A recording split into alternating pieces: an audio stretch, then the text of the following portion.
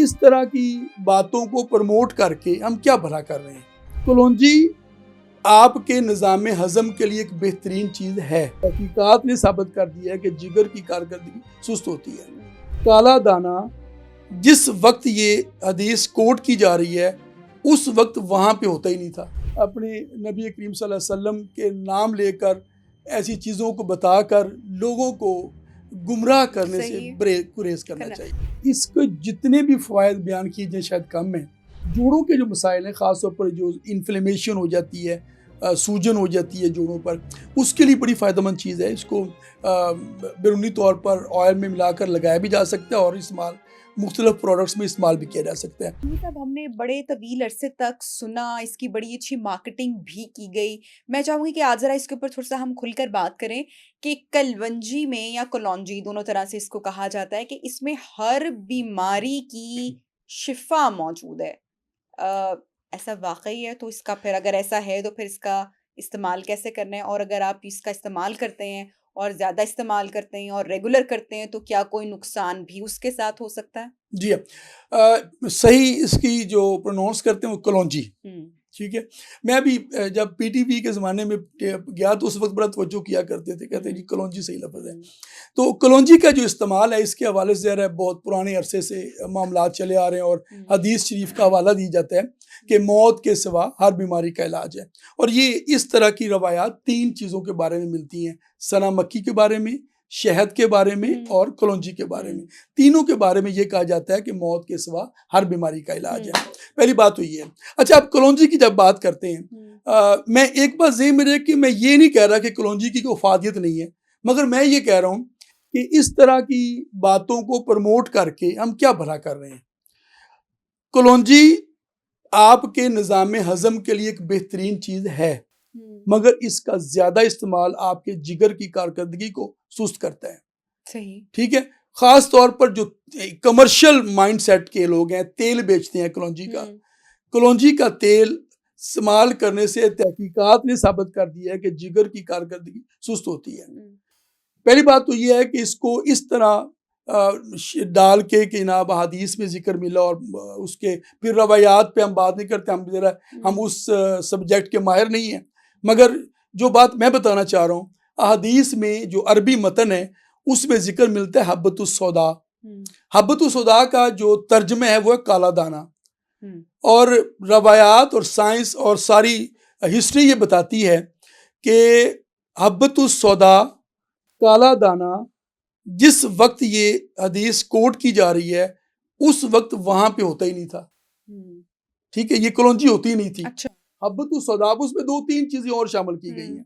अब ये एक तहकीक तलब बात है, मगर चूंकि बात चल निकली और हर बंदे के मुंह पे आ गई कलौंजी मेथी दाना, कलौंजी मेथी दाना, कलौंजी हर बीमारी का इलाज, तो मेरा ख्याल है हमें गुरेज करना चाहिए।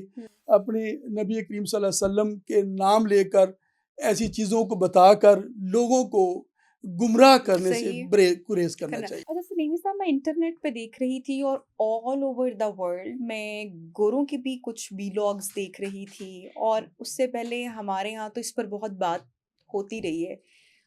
मैं हल्दी की बात करना चाहूँगी।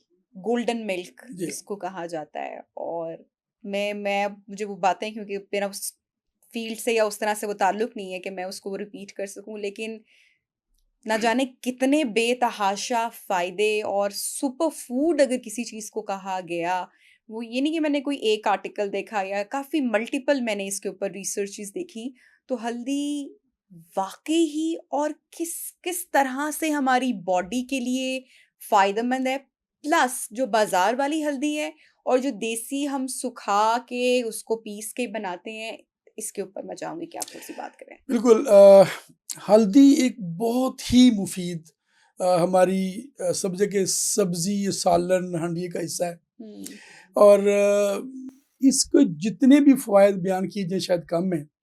और दुनिया भर में ज़ाहिर है कि इसमें anti microbial properties, anti bacterial properties और ये हज़म के लिए, ये इन्फ्लेमेशन के लिए, वर्म सूजन के लिए, मुख्तलिफ मसाइल के लिए ये मुस्तअमल है। देखिए, और ये ट्रेडिशनली ये तो हमें सब को पता था कि किसी को चोट लग जाए तो पहली चॉइस क्या होती थी कि दूध में हल्दी हल्दी मिलाकर दूध, पी ले, जी। पहली चॉइस होती थी। और बाज़ जगहों पे होता था देसी घी, दूध और हल्दी मिलाकर पी ले। अच्छा, वो इसलिए था कि हल्दी की बॉडी में एब्जॉर्प्शन के लिए जो फैट कंटेंट है वो बड़ा फ़ायदेमंद है।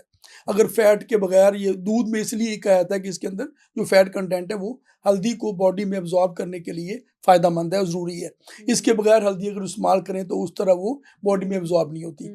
तो इसलिए ट्रेडिशनली ये इस्तेमाल कराया जाता था और ये हीलिंग को इम्प्रूव करने के लिए और दर्द वगैरह के निजात के लिए बड़ी फ़ायदेमंद थी। सही। जोड़ों के मसाइल के लिए आज भी ये एक मैजिक मेडिसिन हो सकती है।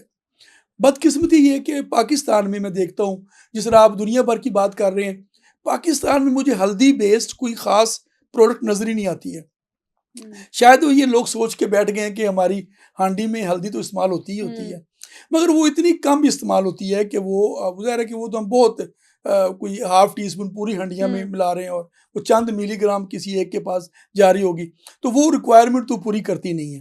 तो इसलिए सलीम साहब, सॉरी, यहीं पे कितनी हल्दी हम एक दिन की कंज्यूम हमें करनी चाहिए जो फायदेमंद ये है? ज़रूरत के वक्त तहत तो 1 से 2 ग्राम 1 से 2 एक ग्राम। एक वक्त में आप यूज़ करें दूध में मिलाकर, और या जैसे मैंने कहा देसी घी, दूध और हल्दी इस्तेमाल करें। और बाज़ जो ख़ास तौर पर मैदे का अल्सर है, इसके लिए जो कम्बिनेशन सेट होते हैं उसमें हल्दी का इस्तेमाल होता है।